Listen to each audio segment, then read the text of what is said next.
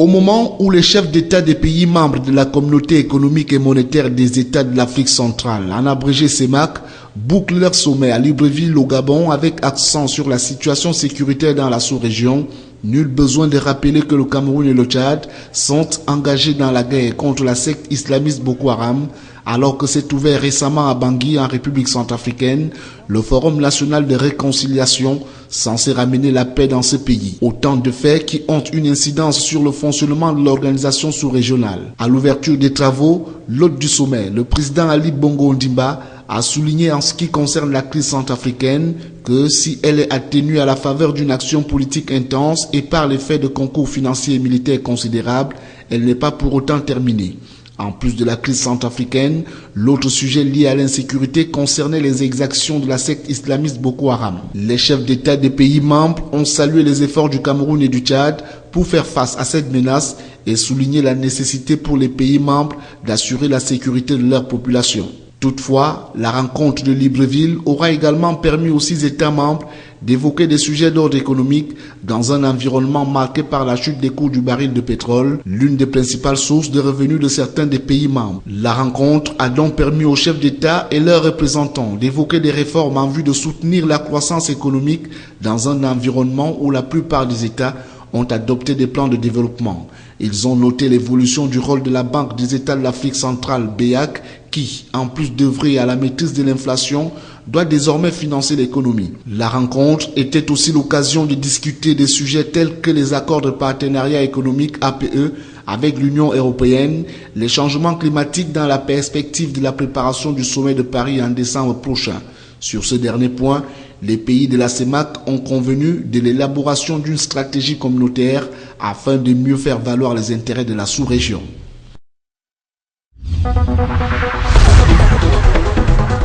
La conférence a débuté l'examen des points inscrits à l'ordre du jour par les questions de paix et de sécurité.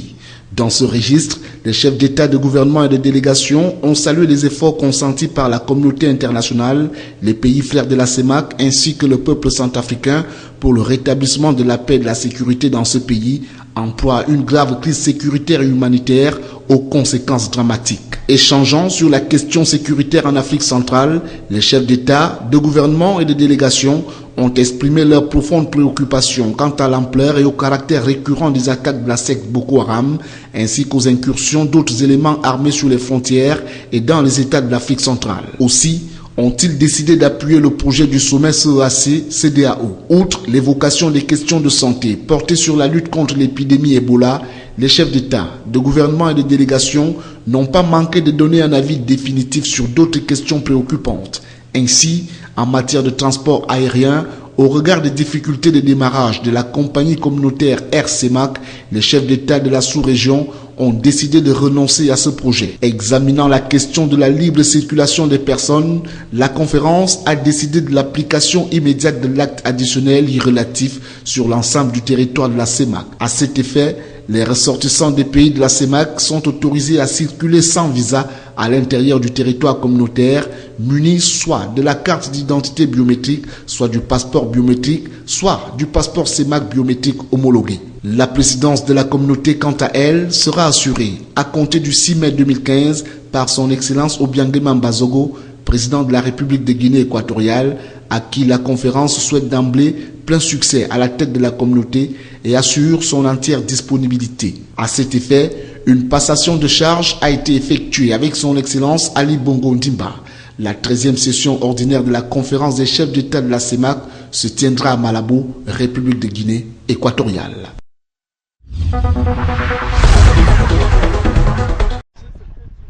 La vulnérabilité des régions septentrionales du fait des attaques de la secte terroriste Boko Haram, les troubles sociopolitiques en République centrafricaine et leurs conséquences à l'est du Cameroun entravent la mise en place des projets de développement dans ces parties du pays. À l'effet de donner une réponse à ces exigences sécuritaires que s'est réuni ce 7 mai 2015 à Yaoundé, le comité multipartenaire élargi à plusieurs ministères sectoriels dans l'objet de recadrer et d'harmoniser les interventions du gouvernement et celles des partenaires techniques et financiers orientés vers ces zones à risque, suivant les explications du ministre de l'économie, de la planification et de l'aménagement du territoire. Alors l'objectif de cet atelier est justement d'harmoniser toutes ces interventions. Les partenaires sont nombreux et interviennent chacun sur ce terrain. Il va falloir donc rationaliser ces interventions, les mettre en cohérence pour rechercher leur complémentarité. Il aura été question de présenter la situation sécuritaire, socio-économique et humanitaire dans les zones impactées avant d'élaguer sur les voies et moyens nécessaires à la poursuite de certaines missions sur le terrain. Il s'agit de la mise en place des infrastructures éducatives, la fourniture des biens et services et la mise en place des activités génératrices de revenus.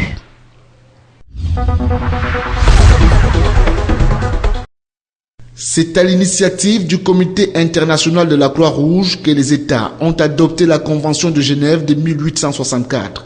Depuis, le CICR, avec le soutien de l'ensemble du mouvement international de la Croix-Rouge et du Croissant Rouge, n'a cessé de demander instamment au gouvernement d'adapter le droit international humanitaire à l'évolution des conflits, en particulier à l'évolution moderne des méthodes et moyens de guerre, de manière à fournir une protection et une assistance plus efficace aux victimes de conflits. Aujourd'hui, tous les États sont liés par les 4 conventions de Genève de 1949 qui garantissent la protection des blessés, des malades et des naufragés des forces armées, des prisonniers de guerre et des civils lors des conflits armés.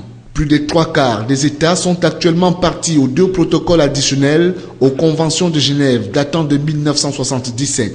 Le protocole additionnel 1 et le protocole additionnel 2 protègent respectivement les victimes des conflits armés internationaux et les victimes des conflits armés non internationaux. En cas de troubles ou de tensions internes et dans toute autre situation qui justifie une action humanitaire, le CICR peut également exercer un droit d'initiative qui est reconnu par les statuts du mouvement international de la Croix-Rouge et du Croissant Rouge. Ainsi, dans tous les cas où le droit international humanitaire n'est pas applicable, le CICR peut offrir ses services au gouvernement sans que cela constitue une quelconque ingérence dans les affaires internes de l'État concerné.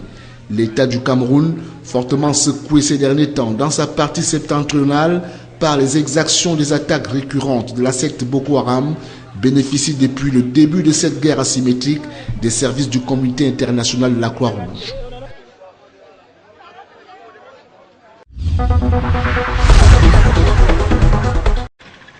$1 715 446 689 francs CFA. Ainsi s'évalue le compte administratif de la commune d'arrondissement de Douala 3e pour le compte de l'exercice budgétaire 2014. Ce compte a été adopté et validé par l'ensemble des conseillers le 7 mai 2015 au cours de la session plénière du conseil municipal consacrée à cet exercice. Je dois ici apprécier la manière avec laquelle les travaux se sont tenus.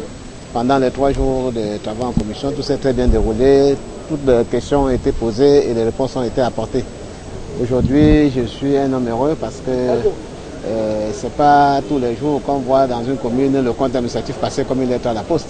C'est parfois des éclats de voix, mais vous venez de suivre un conseil qui est passé sans quoi. Donc pour moi, je me sens heureux et je dis merci et félicitations à tout mon conseil. Dans son discours des circonstances, Théophile Kwapnan s'est dit satisfait du travail abattu jusqu'ici, mais a relevé quelques difficultés qui ont contribué à rendre moins satisfaisant le bilan de son action à la commune d'arrondissement de Douala 3e en 2014. Il a énuméré, entre autres, la faiblesse dans le recouvrement de l'impôt libératoire et les lourdeurs administratives. Nous sommes aujourd'hui au mois de mai, on n'a pas encore la dotation de fonctionnement qui devrait réellement tomber depuis le mois de mars. Donc vous voyez, nous sommes plombés partout, il n'y a pas d'argent. Bon, malheureusement, nous voulons bien faire la politique de notre moyen et c'est ce que nous faisons jusqu'aujourd'hui. Si nous pouvons, quand nous ne pouvons pas, on appelle le peuple au secours. Vous voyez, nous voulions bien faire, malheureusement on ne peut pas parce qu'on est coincé. Malgré toutes ces entraves, Le maire reste optimiste quant au développement de la commune dont il a la charge et au bien-être des populations de cet arrondissement. Lui qui a axé son action sur l'hygiène et la salubrité, l'éducation, le soutien aux couches sociales défavorisées. Toutes les actions entreprises par le maire dans ces secteurs et bien d'autres en 2014 ont été mises à la disposition de toute l'assistance lors de ce conseil municipal à travers une projection. En prenant la parole, le premier adjoint préfectoral a émis le vœu que le maire et ses principaux collaborateurs redoublent davantage d'efforts pour que la commune d'arrondissement de Douala 3e demeure l'institution communale phare du département du Vouri. La tutelle, quant à elle, ne désignera sur aucun moyen pour les accompagner dans ce noble combat. Malgré l'écart qui sépare le club du Nord, leader avec 27 points et ses poursuivants immédiats, le bouchon qui s'est formé à la deuxième place du classement est perceptible à Saint-Jouli de la phase aller. Les As de Douala, Yan Sport Academy, Lyon Blessé de Foutouni occupent cette position avec 22 points chacun. L'Union sportive de Douala et New Star de la même ville sont classés 3e et 4e avec 21 points. Dragon de Yaoundé, Botafogo de Douala, Panthère sportive du Ndé et Apugé de Mfou de Yaoundé sont à 19 points et classés 4e, 5e et 6e. Fonte du surplace après 13 journées. Fouvou de Baham, Bamoutos de Mbouda, Cosmos du Mbam, UMS de Loum et Unisport de Bafang. Dans la zone rouge, le TKC de Yaoundé qui a essuyé un deuxième réveil d'affilée à la 13e borne. Le Canon sportif de Yaoundé nonobstant sa première victoire de la saison sportive. Le Canon qui joue l'Union sportive de Douala dimanche prochain dans un classico à Yaoundé. Et Ndiala Kwan Sport Academy de Limbe qui tire toujours le diable par la queue. Bon à savoir, la 14e journée se dispute dimanche prochain avec 8 rencontres. À suivre à Douala. Le top mat, les As de la même ville contre le leader Coton Sport de Garoua. Les Nordistes sont les seuls à n'avoir pas encore été battus depuis le début de la saison sportive.